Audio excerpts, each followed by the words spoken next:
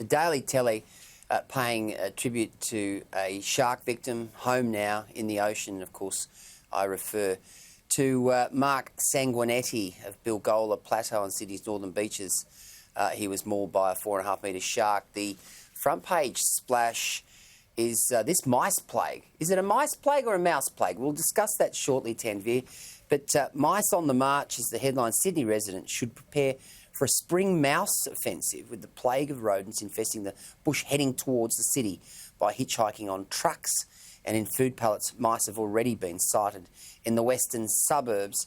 And experts predict the rodents could arrive in larger numbers by August and September. Scientists also believe the mouse plague could persist for 2 years. Now, of course, Tanvir, we had today the situation where the animal rights campaigners, PETA, I don't even know what that acronym represents, but I do know that the idiocy of PETA is that they would like the rodents and the mice to not be killed because they too have feelings. And yet these are in plague proportions and they are causing a major problem for our good folk in the country and the bush.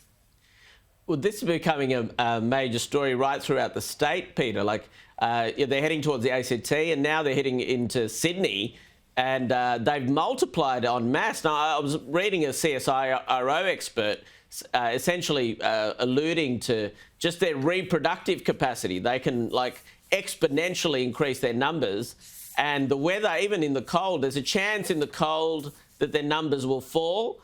But at the moment, they began really in central New South Wales. That's where this upsurge in the rodent upsurge, if you like, really took off. But now it's really threatening our urban centres. So it's a slightly comical story on one level, but on another, it certainly won't be when they're coming into our homes and we're taking them on. And you're right. I mean, sometimes these animal rights ideas, I bet they're not getting right. I'd love to see some of the PETA activists, the animal activists, getting flattered by mice. Somehow, I don't think mice are going to get the kind of sympathy that, say, a koala or some other animals might.